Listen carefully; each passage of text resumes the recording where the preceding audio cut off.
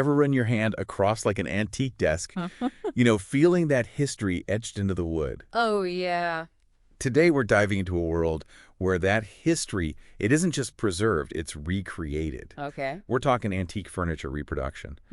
And honestly, it's way more interesting than it might sound, at least at first. It really is. Yeah, it's one thing to admire a beautiful antique, right? Right. But to actually understand the skill and the artistry, all that went into creating it, that's something else. Totally. Like I see a gorgeous old chair. I'm thinking, someone actually built this with hand tools. Right.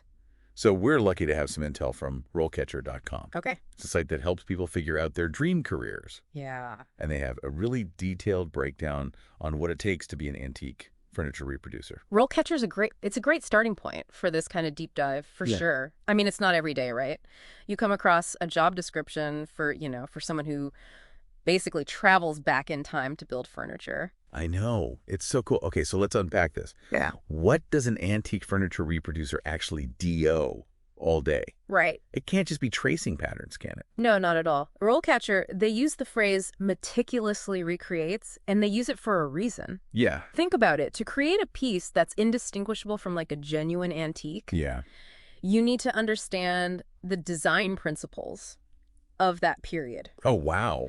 The specific techniques they used, even types of wood and finishes that would have been available back then. Wow. All of that. So it's more than just carpentry. Right. It's like being a historian and an artist at the same time. It is. That's so cool. Yeah. It's fascinating that like they're pulling knowledge from all these different areas. Yeah. Like RoleCatcher specifically mentioned building and construction, Right. production and processing, even mechanical and engineering and technology knowledge. Exactly. Really. And that's what makes this career path so intriguing. Yeah. It's not just about replicating an object. It's about understanding the why, the how, and the when behind it. It's like you're really capturing a moment in time. You are. It's not just about the furniture. It's about like the whole context. Exactly. I'm starting to realize this is way more complex than I initially thought. Yeah. For example, wouldn't like finding the right materials be a challenge? Oh, for sure. I mean, they're not exactly making 200-year-old oak trees anymore, are they? You've hit on like a crucial aspect of the job right there. Okay. Sourcing materials is a huge part of it. Sometimes it's about finding like reclaimed wood from old buildings. Oh, wow. Other times it's about, understanding the properties of different wood species and then selecting modern equivalents that will age similarly to the originals. So there's this whole element of like problem solving and ingenuity that goes into it. Absolutely. It's like they're piecing together a historical puzzle, but instead of cardboard, they're using like wood and hand tools. What's fascinating here is that this attention to detail, it extends beyond just the materials. It extends to the techniques. Okay. Antique furniture reproducers, they're also masters of like historical woodworking techniques. These are the techniques that were used before power tools. Right. Techniques that have been passed down like through generations. Wow. You're talking about like hand-cut dovetails. Yes. Mortise and tenon joints. Exactly. A kind of craftsmanship you just don't see in mass-produced furniture anymore. Exactly. And it's not just about, aesthetics, though obviously that's like a huge part of it. These traditional techniques, they were often like stronger, more durable than modern methods. Oh, interesting. An antique furniture reproducer, like they understand that and they incorporate that knowledge into their work. So it's form and function. 100%. It's funny because you mentioned mass production. Yeah. It makes me wonder, like, what's the job market actually like for this? Right. RoleCatcher said something about high demand, So, but also limited job opportunities. okay. That feels kind of confusing. It's all about understanding the niche. Okay. Yes, there's a demand for well-crafted, historically accurate furniture. Sure. But you're not going to find an antique furniture reproducer wanted sign in your local, like, shopping center. So it's less about landing a traditional 9-to-5. Right. And more about being your own boss. You got it. RoleCatcher, they really emphasize this blend of, like, exceptional skill and entrepreneurial spirit. Think about it. Many antique furniture reproducers, they're self-employed. Right. They're taking on commissions from like private collectors. Oh, wow. Maybe working with museums. Why? That's cool. Even collaborating with interior designers to create unique pieces for their clients. Okay, that makes a lot of sense. But even if you've got the skills, going the self-employed route, that's a whole other level of dedication. It's not just about the craft anymore. Right. It's, marketing, client relationships, all that. It's a lot to juggle. Yeah. For sure. RoleCatcher actually lays out 5 key steps to becoming an antique furniture reproducer. Yeah. And one of them, really jumped out at me. Lay it on me. It's not about getting a fancy degree. Okay. They emphasize practice duplicating antique furniture under the guidance of experienced reproducers.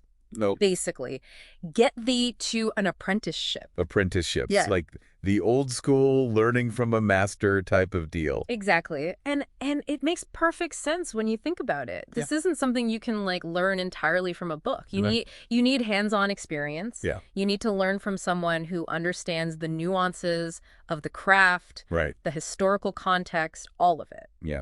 I bet those apprenticeships are hard to come by, though. Yeah. It feels like a small, very specialized field. You're not wrong. And that's why RoleCatcher also stresses networking. They recommend attending trade shows, joining online forums for furniture makers, even just reaching out directly to established antique furniture reproducers to learn the ropes. That makes sense. Imagine the wealth of knowledge you could tap into just by connecting with someone who's been doing this for years. And who knows? Those connections, they might even lead to job opportunities down the line. And that's true. But it's not just about finding work. Remember, RoleCatcher also stressed the importance of staying updated on industry trends. Okay, so we've covered the historical knowledge, the craftsmanship, the business side of things. Right. What trends are we talking about here? Okay.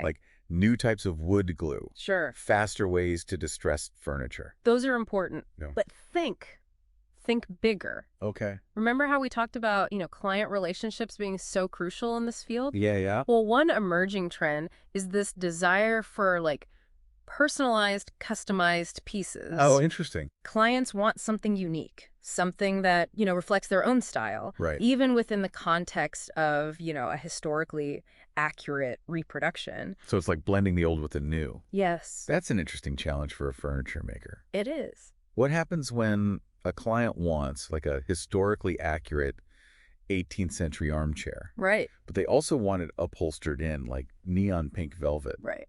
How do you navigate that? That's a great question. It's where do you draw the line between the historical accuracy and, modern tastes? Right. I imagine that takes some serious diplomacy skills. It does. It really does.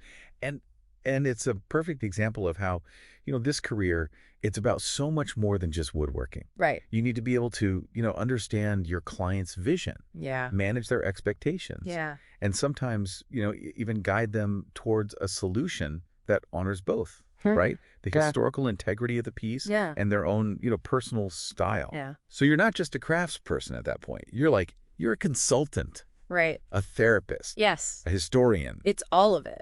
It sounds like the people skills are just as important as the technical skill. Absolutely. And I think that's something that's often overlooked when people think about a career like this. Right. They focus on the sawdust and the chisels and all that. Yeah. But there's this whole other layer of communication and collaboration that's essential.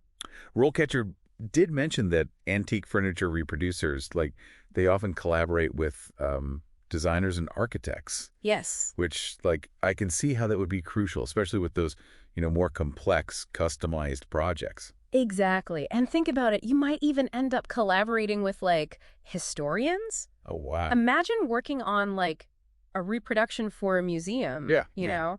You need to be in constant communication with experts to ensure, that historical accuracy down to the smallest detail. This deep dive has really opened my eyes to how multifaceted this career path really is. It is. We started with the allure of these, beautiful antique pieces. Right. And now we're talking about client relationships and industry trends. Yeah. Even the ethics of historical accuracy. It's all connected. Yeah. And it speaks to the larger point that to truly excel in this field, you need to be a lifelong learner. Yeah. Someone who's not afraid to embrace new techniques, new materials, new ways of thinking about old things. So for our listeners who are intrigued by this blend of history and craftsmanship and creativity, right, where would you suggest they kind of go from here?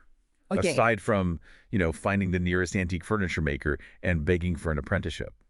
Well, RoleCatcher recommends, starting with the basics. Okay. Take a woodworking class, visit a museum, get a feel for the different historical styles, and just see what speaks to you. Yeah. And don't be afraid to get your hands dirty. Right. Start with a small project. Maybe try replicating a simple piece from, a book or an online tutorial. That's great advice. It's all about taking that initial spark of interest and fanning it into a flame. Exactly. And who knows, maybe one day you'll be the one with an apprentice. Right. Passing down the knowledge and keeping this incredible craft alive. Now, wouldn't that be something to see that passion for history and craftsmanship passed on to a new generation? Absolutely. It's like we always say, the best deep dives are the ones that leave you wanting to dive even deeper on your own. That's right. So get out there, explore, and who knows what incredible treasures you might uncover.